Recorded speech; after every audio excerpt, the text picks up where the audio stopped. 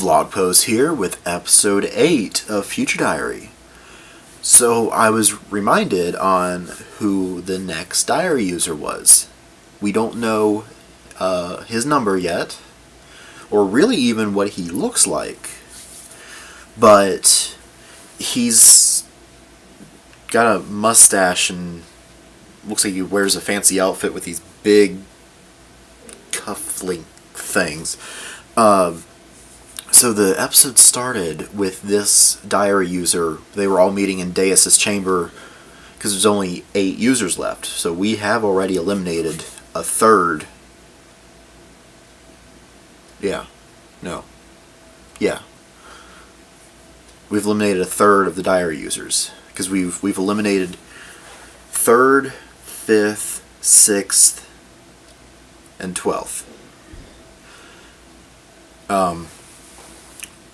And whoever this number is asked Deus if he can give his diary rights to somebody else, which that definitely would mix up the game quite a bit.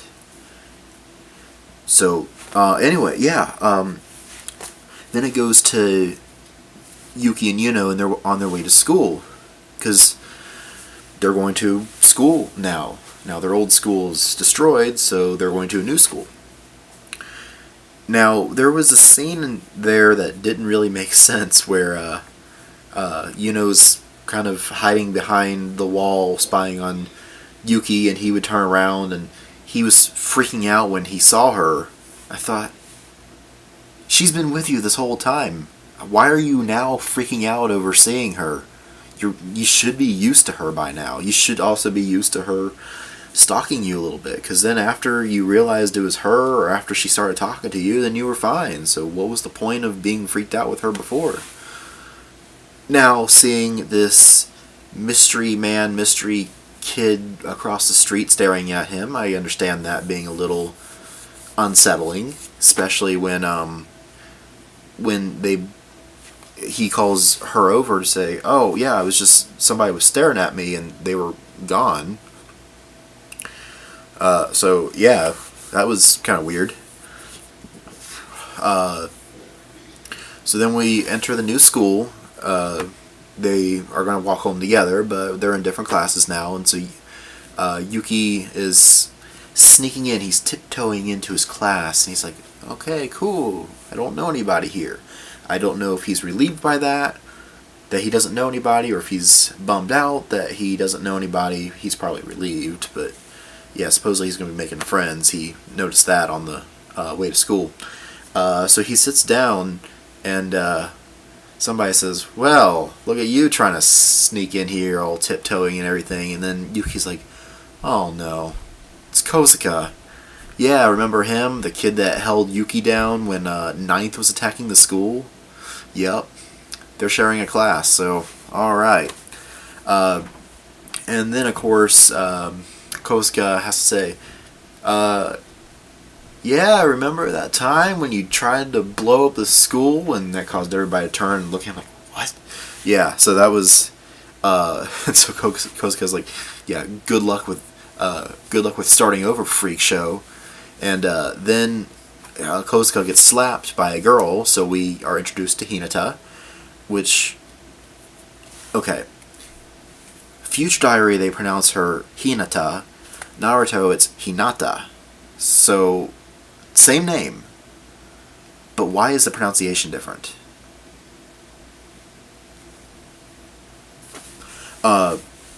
Anyway, Hinata, we are introduced to Hinata and her friend Mao. I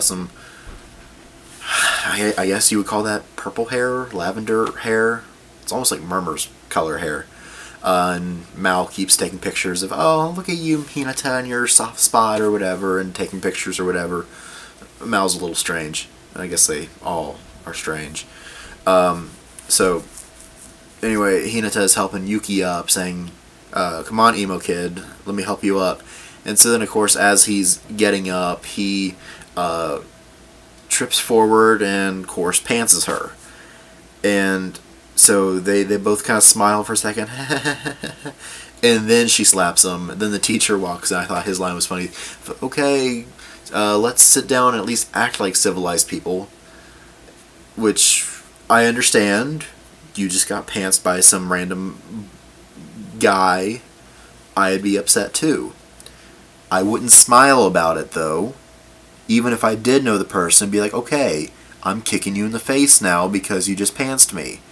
Then, while the teacher's talking, you have this whole back row and they're hanging out talking or whatever, minus this empty desk next to Yuki, which is this boy detective, they say. Akise is his name. Some mysterious boy detective or whatever. Anyway, Hinata's now talking to Yuki, and Kosuka's talking to Yuki, and they want to hang out afterwards. And I thought, okay, so Kosuka was mad at you because you tried to blow up the school, or blaming you for the school blowing up. Now you're friends with him. You pantsed Hinata, and now you're friends with her. And, well, you haven't done anything to Mao yet, but that makes no sense. Like, yeah. I guess there are some issues I have with this episode, because none of that would make sense. None of that is realistic on their approaches. Now, Kosuka being mad at Yuki at the beginning, yes. And Hinata slapping Yuki, yes. But now it's like they're best friends. That makes no sense. So then, the teacher was talking about walk home with the group because there is the serial killer. Which, Yuki thought, well, it can't be Third. Third's dead. But they're hanging out at this park where this crime scene was, where you could see there were circles, chalk circles, and some blood splatters were still there. Like, oh, cool, there's still blood here. And so they're trying to figure it out, I guess, and they're just hanging out, having fun, being kids, which was, yeah, no complaints there. There was a part where she's just kind of sitting back watching this whole thing because naturally she's jealous that Yuki's making friends and ignoring her. Poor Yuno. But girls, don't do that. If there's a guy you like and he's hanging out with his friends, let him hang out with his friends. It doesn't mean anything. Okay. So anyway, Hinata is calling her over. He's like, hey, Spaz, why don't you get over here and hang out? No, I'm fine. And she's drawing the word die with her feet in the sand. I thought, yeah, that's a little frightening. But not as frightening as what's going to happen next. So they're all hanging out or whatever. And Yuki's asking Hinata, it's like, what made you decide to break the ice with me? And she says, well, you're just somebody I wanted to get to know. And then she runs off in a different direction, and so I thought, well, okay, that's fine that somebody caught your attention and think, I want to know that person. They seem like a cool person.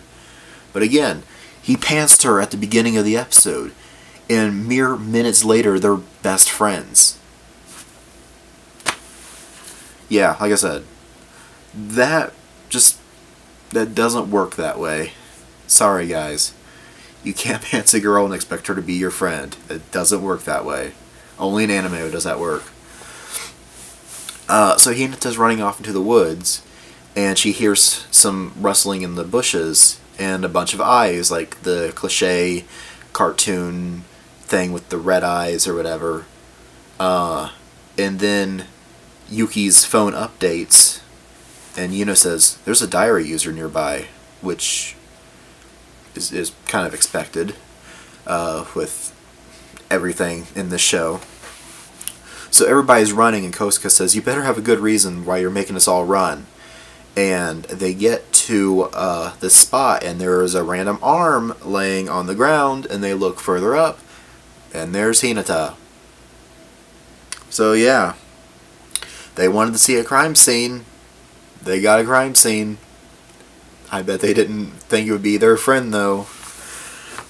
So yeah, and then the mysterious white-haired boy that we saw at the beginning of the episode walks up and says, "Ah, well, I see from your panting you just got here, and well, we have a mystery on our hands." Not to quote Fred from Scooby-Doo, but yeah, that was.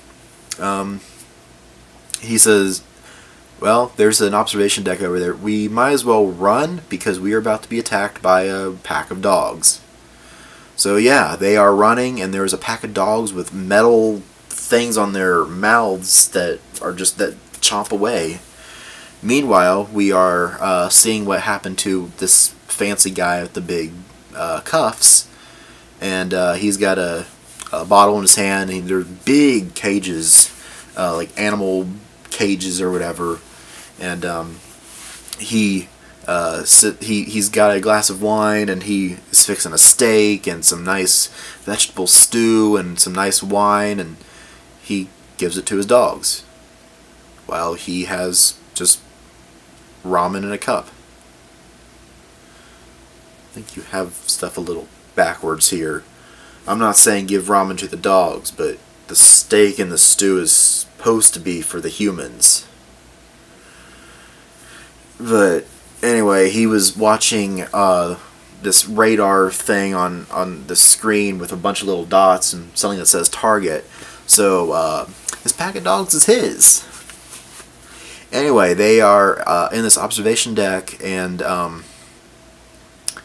they're being surrounded by this pack of dogs that are trying to get in, and Yuki's thinking, okay, what do I do here? We're all gonna die unless I do something.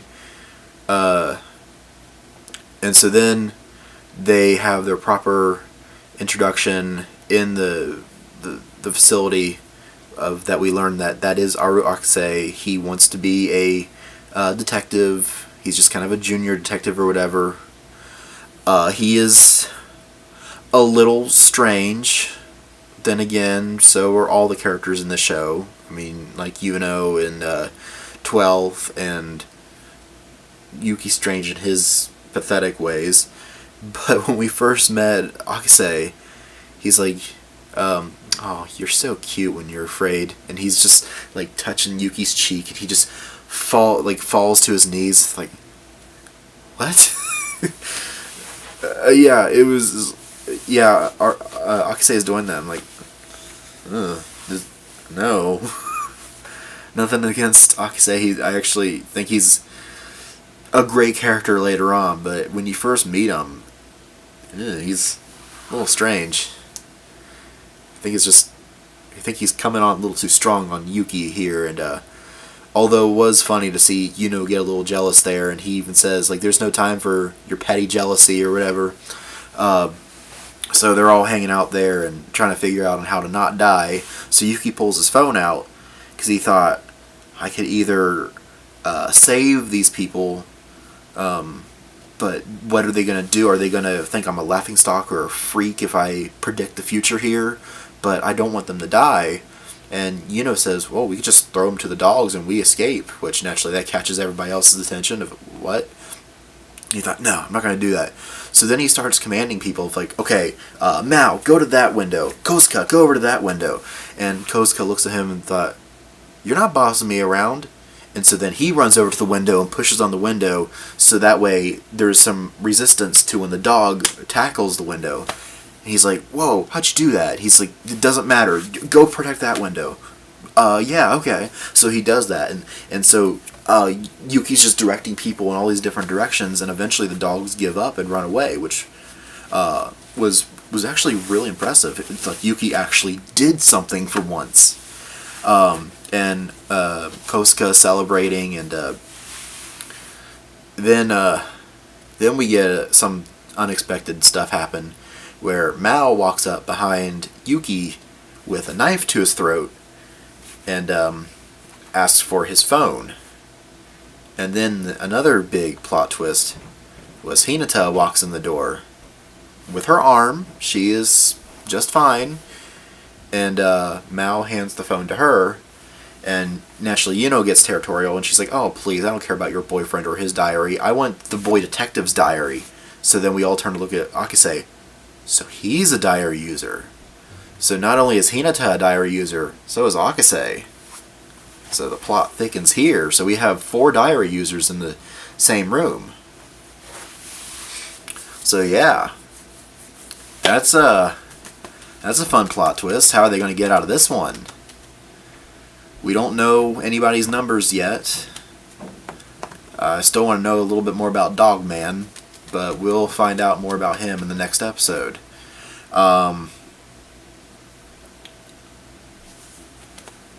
Now, what was the murmur moment here? Oh, the murmur moment was with Akise. So Akise is walking, and he was talking about how when you look at the school, and then the Omikata cult, and everything else, everything seems to tie back to Yukiteru Amino. I thought, okay, well, let's talk to this Amino guy here, and let's figure this out. Not that he was condemning him for anything that he did, but it's like, well, you're kind of always at the wrong place at the wrong time. So I wonder why. So anyway, he's about to get on his bike and notices his bicycle seat is missing. Thought, okay, that's a little strange. So he's cycling down the road, and Murmur jumps out in front of the bike and runs her over. And he's thought, oh no, why don't I take you to the hospital? No, there's only one place for me now. The amusement park. So anyway, they're at the amusement park and on, I don't know, the swings and on the teacup, spinning teacup things, and Akise is just the whole time. So you have Murmur, she's flailing her arms, she's screaming and everything, and Akise is just... And so then they're on the Ferris wheel, and he says, so, apparently the only way for me to... I guess the only way for you to get in here is for me to run you over. And she's like, how'd you know? And he says, elementary, my dear Watson. I am a junior detective. He says, but the only thing that doesn't make sense is why you went off with my bicycle seat. She's like, I don't know what you're talking about. And he's got a big smile on his face. I don't know if we ever got that question answered. I don't know the answer to that question. Do you guys know the answer to that question? Why did Murmur steal Akise's bicycle seat? Post that in the comments below. Now, what did you think of Dogman and Hinata's plot twist and Akise's strange introduction? He's kind of a creep right now. What do you think about all of Yuki's friends, Kosuke, Mao, and Hinata? Although, would they still be friends at this point? Because Mao has a knife to his throat, and Hinata almost... Well, Hinata's clearly behind the dog thing. Or at least that was the perfect moment for her to walk back in. Dogs... She got attacked by dogs, supposedly got her arm ripped off, comes back in after the dogs leave with her arm still intact. So she's definitely hiding something. And maybe this is all just a giant revenge thing for pantsing her earlier. Be her friend and then send her dogs on him. Who knows? We'll find out next episode. Watch the episode, watch the vlog, and let's talk about the episode. There's plenty of room in the comment section below. And yeah, I'll catch you in the next episode.